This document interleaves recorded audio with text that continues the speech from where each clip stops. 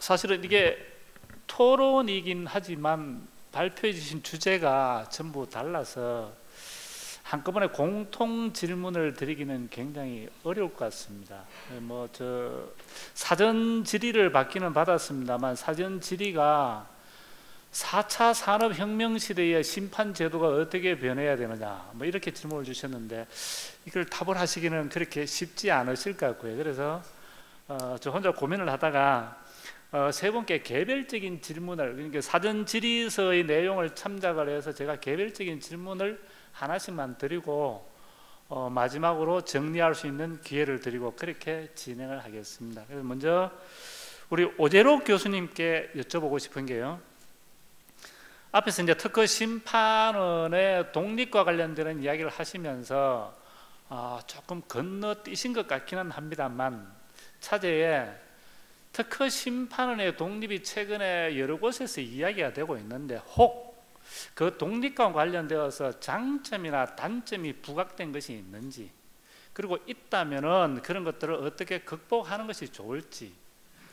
대한 어떤 개인적인 견해 또는 시사점 이런 것을 한번 여쭤보고 싶습니다. 예. 저희가 연구를 진행했을 때 맨 처음에는 공정성을 갖기 위해서는 기구 독립도 필요하지 않겠나라고 생각을 하고 조세 심판원을 유심히 들여다봤어요.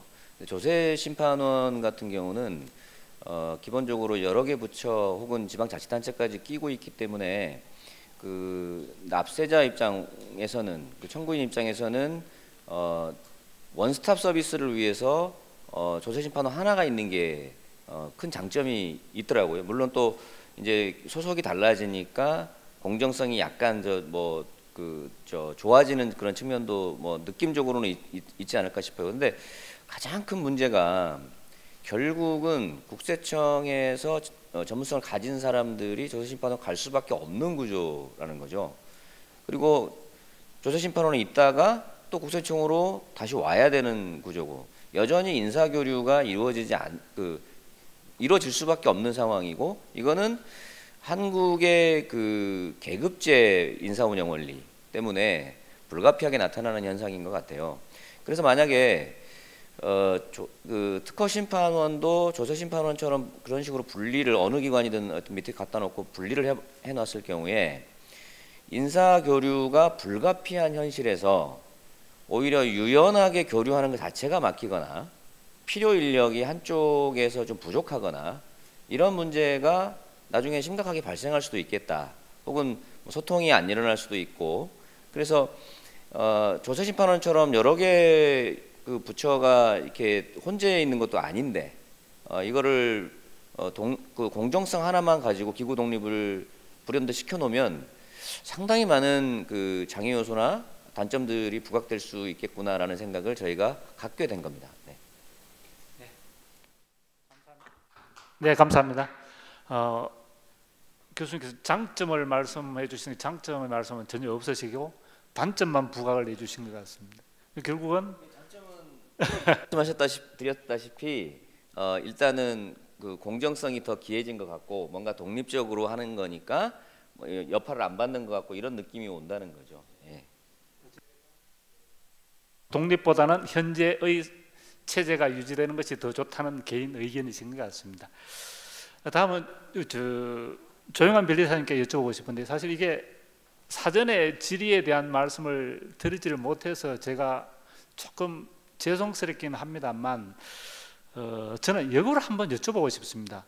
심판의 신속성을 굉장히 강조를 하시면서 여러 제도에 대한 개선책들을 굉장히 고민하셔서 제안을 해주셨는데, 현재 특허 심판원의 심판 기간이 10.5개월 정도로서 이게 빠른 편이 아닌가라는 느낌이 좀 있는데, 혹시 더 신속하게 요구를 하신다면 어느 정도 가능하다고 보시는지, 아니면은 그로부터 발생될 수 있는 문제점 같은 거는 혹시 있을 수 없는지, 또는 이게 외부에서 그런 수요가 있다는 말씀을 들으신 적은 있으신지, 그런 것들을 조금 필요하신 부분만 좀 추려서 말씀을 해주실 수 있을지 모르겠습니다. 예, 뭐 질문이 좀 많은데 어떻든 뭐 지금 10개월인가요? 저는 사실은 심판 처리 기간이 정확히 얼마인지는 지금 사실은 잘 몰라요. 뭐 10개월이면 어떻게 보면 상당히 빠를 수도 있다고 보여집니다.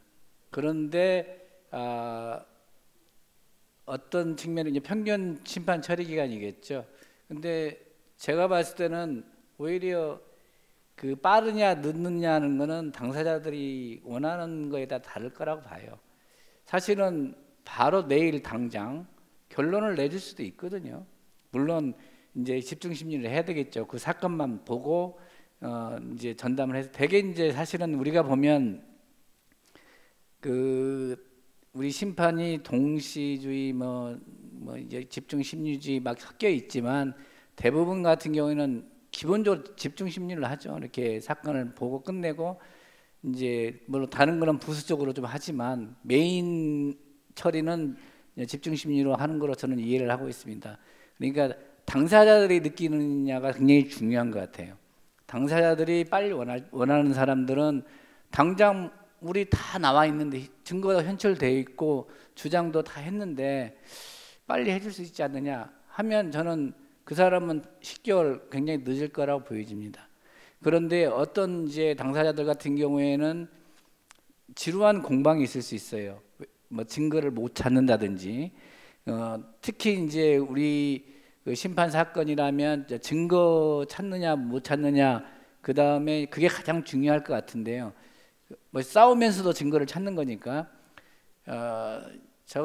제 생각 같은 경우에는 결국은 빨리 원하는 당사자한테 빨리 해주고 그 다음에 그 정말 증거를 못 찾으면 빨리 하면 난감하잖아요. 왜냐면 또 특검법원 가서 새로운 증거를 또 내야 된다는 또 이런 문제도 있고 그렇기 때문에 오히려 그런 경우에는 심판원에서 시간을 더 주는 게 좋다고 봐요.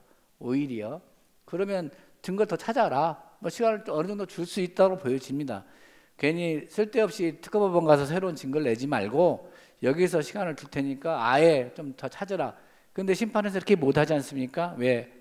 그게 이제 심판 처리 기간에 악영향을 주잖아요. 그렇기 때문에 이거 증거를 상대방이 더 찾기를 원하는 것 같은데 어쩔 수 없이 이제 그냥 진행할 수밖에 없는 경우가 상당히 많이 있다고 보입니다. 제가 봤을 때는 그런 경우에는 좀 늦게 뭐 증거를 더 찾아라 하고 그런 방법을 하게 되면 제가 뭐 특허법원에서의 새로운 증거 제출 여부 가지고 뭐 논란이 좀 되고 있습니다만은 그런 부분도 오히려 해소되지 않느냐 하는 생각이 들어요. 왜냐하면 그 증거를 빨리 제가 답이 좀 긴 것 같아서 조금 조심스러웠어요. 제가 원래 말이 많아요. 말 시작하면 말이 좀 많은데 죄송합니다. 이게 옛날 버릇인데 오히려 심판원에서 우선심사, 신속심사, 증거 다 냈다 한 사람이 특허법원 안에서 새로운 증거를 냈다는 얘기는 오히려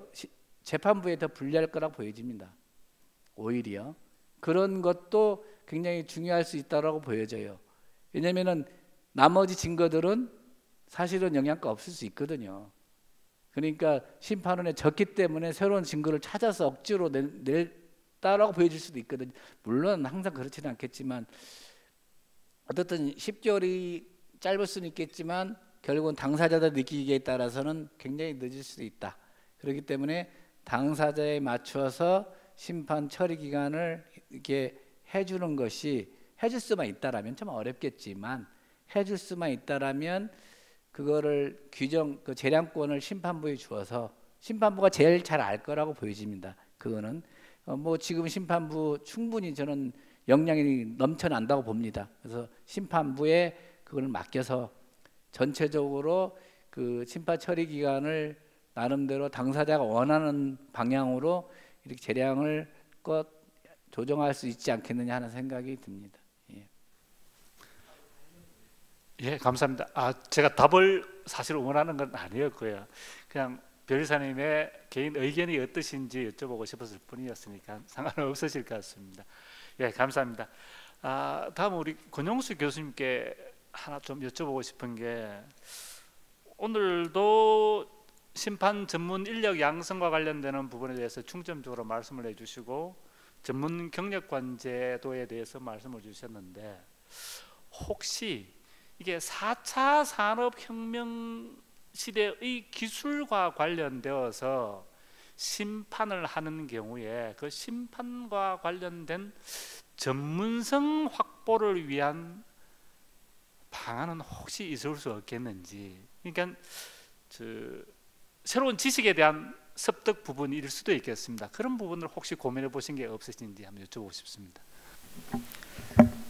보통 4차 산업 시대라고 하면 가장 큰 특징을 초융합성입니다.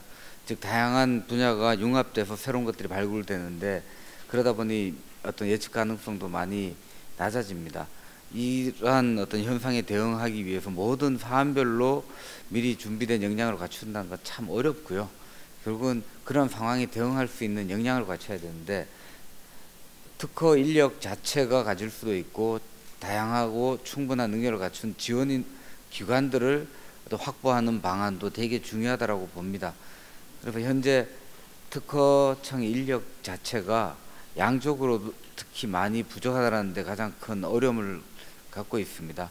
그래서 4차 산업 시대에 대응하기 위한 가장 큰 우선 과제로 첫 번째로 어떤 특허 인력의 확대, 그리고 특허청, 그리고 뭐 특허 심판 관련된 업무를 지원할 수 있는 즉 기관 또는 특허 시장, 한국 내에서의 지원 시장이 많이 확대되어야 된다고 봅니다.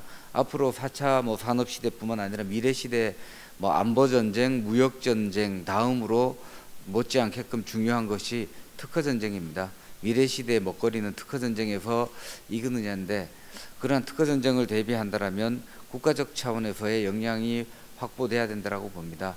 지난 20년간 특허청이 대전 청사로 내려간 이후로 인력이 늘어난 게 아직 2배가 안 됩니다. 즉 다른 어떠한 행정기관들보다가도요, 특히 오늘날 같으면 일자리 창출이라든가 다양한 국민 어떤 복지 또는 실생활 관련된 행정 인력들은 대폭적으로 늘어나고 있습니다. 근데 정작 어떤 국가 미래의 중심이 되고 있는 특허 인력의 어떤 양적 확대는 상대적으로 미흡하다라고 많이 보고 있거든요. 그래서 그러한 측면, 그리고 특허청 인력이 아까 저 융합시대, 저 4차 산업시대라 그러는데요, 결국은 혼자 할 수 있는 건 없습니다. 충분한 인력을 지원할 수 있는 다양한 어떤 협력 체계가 많이 구축이 될 필요가 있다고 봅니다. 이상입니다. 예, 시간 관계상 사실은 토론에 대한 진행은 간단하게 진행을 해야 될 것 같습니다. 오늘이 특허 심판은 개원 20주년 기념 세미나이기 때문에 오늘 발표해 주신 세 분께서 우리 오재력 교수님부터 해서 순차적으로 특허 심판원에 대한 덕담 한마디씩 또는 기대 한마디씩만 해주시고 마치는 걸로 하겠습니다. 네, 정말 노고가 많으시고요. 20년 동안 정말 큰 역할을 해오셨습니다. 보이지 않는 곳에서 중요한 역할을 하고 있다는 사실을 정말 청와대나 총리님이나 이런 쪽에서 관심을 좀 갖고 국가의 미래를 좀 열어가셨으면 좋겠습니다. 감사합니다.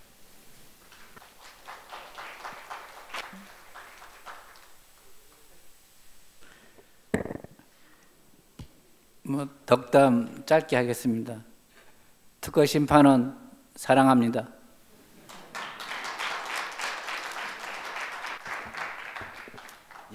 특허 심사 그리고 심판 인적 자원이 우리 한국뿐만 아니라 전 세계를 평정하는 그런 시대가 오면 좋겠습니다. 네, 감사합니다. 사실은 발표하신 주제가 다 동떨어진 주제에 이어서 한꺼번에 토론을 진행하는 게 조금 부담스러운 부분이 없잖아요. 그래서 토론이나 주제에 대한 질에 대한 이것으로 마치도록 하겠습니다. 지금까지 이 세션에 대한 발표와 토론을 진행했습니다. 예, 감사합니다. 수고하셨습니다. 네, 본 세션을 위해 수고해주신 좌장님과 연사분들께 다시 한번 뜨거운 박수 부탁드립니다.